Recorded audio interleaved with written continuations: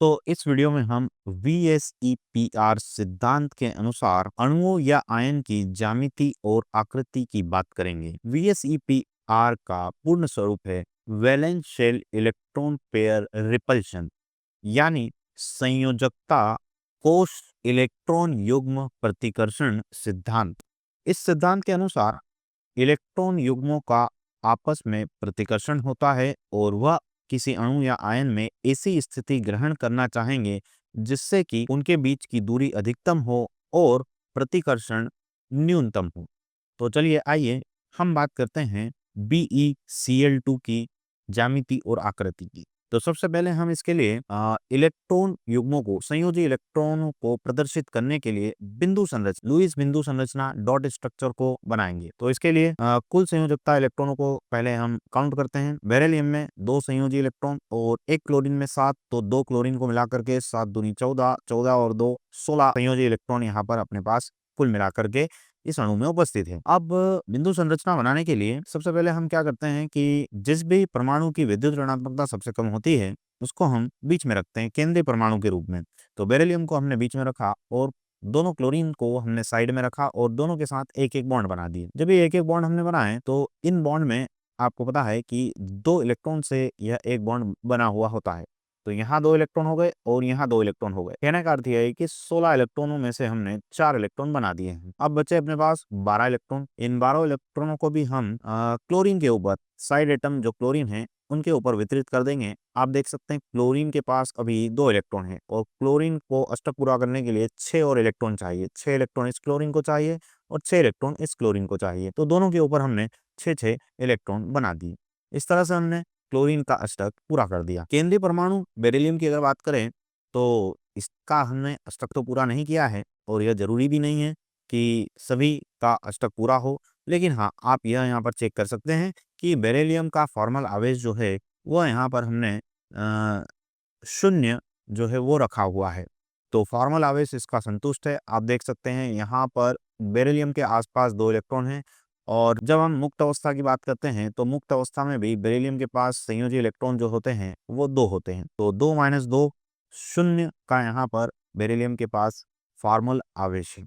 तो यह कारण है कि बेरिलियम के साथ हमने डबल बॉन्ड नहीं बनाया। अगर हम डबल बॉन्ड बना देते बेरिलियम के ऊपर 0 फॉर्मल आवेश नहीं होता। अभी यहाँ पर आप देख सकते हैं कि अभी बेरिलियम के ऊपर जो फॉर्मल आवेश है वह 0 है। यही कारण है कि बेरिलियम के साथ हमने द्विबंध का निर्माण नहीं किया है। अब आप देखें इसकी हम ज्यामिति क्या बताएंगे। तो यहाँ पर जो इलेक्ट्रॉन क्लाउड है, इलेक्ट्रॉन क्लाउड की स्थिति के अनुसार हम ज्यामिति बताते हैं। तो केंद्रीय परमाणु के आसपास इलेक्ट्रॉन क्लाउड की गणना करेंगे हम दूसरी स्टेप में। तो इलेक्ट्रॉन क्लाउड का अर्थ क्या है यह समझते हैं हम। आपको यहाँ पर देखना है कि केंद्रीय परमाणु के आसपास इलेक्ट्रॉन के कितने क्षेत्र उपस्थित है। आप देखें इस तरफ एक बॉन्ड बना हुआ है तो यहाँ पर इस क्षेत्र में इलेक्ट्रॉन उपस्थित है, इसी तरह से इस क्षेत्र में इलेक्ट्रॉन उपस्थित है। अब चाहे यहाँ पर एक बंद हो, 2 बंद हो या 3 बंद हो, तो हम एक ही इलेक्ट्रॉन क्लाउड काउंट करेंगे। तो एक इलेक्ट्रॉन क्लाउड इस तरफ है और एक इलेक्ट्रॉन क्लाउड इस तरफ है। 2 इलेक्ट्रॉन क्लाउड यहाँ पर कुल मिलाकर के आपको केंद्रीय परमाणु के आसपास दिखाई दे रहे हैं। अब इस इलेक्ट्रॉन क्लाउड को इस तरह से समझ सकते हैं कि केंद्रीय परमाणु और साइड एटम के बीच में कितने कनेक्शन है, कितने रूप से वो जुड़ा हुआ है। एक तो इस तरफ जुड़ा हुआ है और एक इस तरफ जुड़ा हुआ है।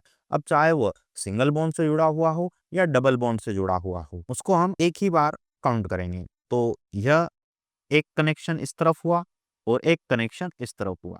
यहाँ पे से बोल दीजिए एक इलेक्ट्रॉन क्लाउड इस तरफ है और एक इलेक्ट्रॉन क्लाउड इस तरफ है। तो कुल मिलाकर के यह 2 इलेक्ट्रॉन क्लाउड है और इलेक्ट्रॉन क्लाउड की स्थिति के अनुसार हमें ज्यामिति बतानी है। तो VSEPR सिद्धांत यह बोलता है कि इलेक्ट्रॉन क्लाउड उस दिशा में या उस स्थिति में रहेंगे जिससे कि उनके मध्य प्रतिकर्षण न्यूनतम हो और दूरी अधिकतम हो। तो अधिकतम दूरी इनके बीच में अगर हम देखें, कोणीय दूरी की अगर बात करें तो 180 डिग्री पर यह उपस्थित होंगे, तब जाकर के इनके बीच की दूरी अधिकतम और प्रतिकर्षण न्यूनतम रहेगा। इस कारण से हम यह बोलेंगे कि बेरिलियम क्लोराइड की जो संरचना है, जो ज्यामिति है, वह रेखीय रहेगी। यह एक लाइन में आपको दिखाई दे रहे हैं, लीनियर ज्योमेट्री रहेगी, रेखीय ज्यामिति रहेगी। अगर हम आकृति की बात करें तो आकृति के लिए केंद्रीय परमाणु पर उपस्थित एकाकी युग्मों को हमें नजरअंदाज करना होगा। उनको हटा करके हमें जो है शेप को देखना होगा, आकृति को देखना होगा। तो अभी तो केंद्रीय परमाणु के ऊपर कोई भी एकाकी युग्म उपस्थित नहीं है,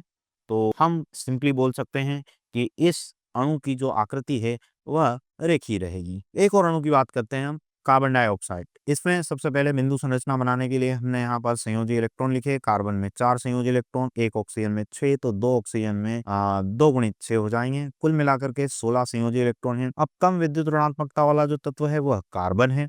कार्बन को हमने बीच में रखा और साइड में हमने ऑक्सीजन को रखा और दोनों के बीच में एक एक बॉन्ड हमने बना दिया। जब एक एक बॉन्ड बनाया तो एक बॉन्ड में 2 इलेक्ट्रॉन होते हैं, तो कुल मिलाकर के हमने यहाँ पर अभी 4 इलेक्ट्रॉन बना दिए हैं। 16 में से 4 इलेक्ट्रॉन गए, 12 इलेक्ट्रॉन बचे। उन 12 इलेक्ट्रॉनों को हमने दोनों ऑक्सीजन पर समान रूप से वितरित कर दिया। 6 इलेक्ट्रॉन इस ऑक्सीजन के ऊपर, 6 इलेक्ट्रॉन इस ऑक्सीजन के ऊपर। तो आप देख सकते हैं कि ऑक्सीजन का अष्टक पूरा हो गया। 1 2 3 4 5 6 7 8 इलेक्ट्रॉन। इसी तरह से इस ऑक्सीजन की भी बात करें, 1 2 3 4 5 6 7 और 8 इलेक्ट्रॉन।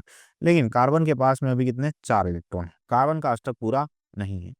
और अगर आप ध्यान से देखें तो कार्बन के पास, कार्बन के आसपास हमने इस संरचना में 2 इलेक्ट्रॉन बनाए हुए हैं और मुक्त अवस्था में कार्बन के पास संयोजी कोश में 4 इलेक्ट्रॉन होते हैं। तो अभी कार्बन का जो फॉर्मल आवेश है वो शून्य नहीं है। इसको शून्य बनाने के लिए हम इन एकाकी युग्मों को इस तरह से शिफ्ट करेंगे और कार्बन और ऑक्सीजन के मध्य द्विबंध का निर्माण करेंगे। जब ये डबल बॉन्ड आ जाएगा तो अब आप देखिए कार्बन के आसपास कितने इलेक्ट्रॉन हो गए, 1 2 3 4 और मुक्त अवस्था में भी 4 होते हैं। तो अब अगर आप फॉर्मल आवेश की बात करेंगे, मुक्त अवस्था में इलेक्ट्रॉन 4 और लुईस संरचना में भी कार्बन के आसपास इलेक्ट्रॉन 4, 4 माइनस 4 शून्य हो जाएगा। कार्बन का फॉर्मल आवेश शून्य हो गया।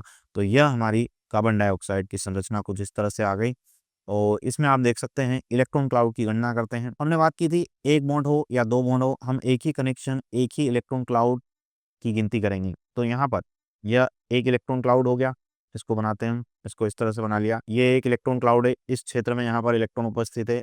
इसी तरह से यहाँ पर एक इलेक्ट्रॉन क्लाउड ये है, तो 2 इलेक्ट्रॉन क्लाउड है और 2 इलेक्ट्रॉन क्लाउड है। इस वजह से यहाँ पर जो अधिकतम दूरी होगी वह कोणीय दूरी जो है वो 180 डिग्री की हो जाएगी और हम बोलेंगे कि यह ज्यामिति भी रेखीय ज्यामिति है, क्योंकि केंद्रीय परमाणु के ऊपर कोई एकाकी युग्म नहीं है। तो हम इसकी आकृति का नाम भी बोलेंगे, यह रेखीय आकृति है।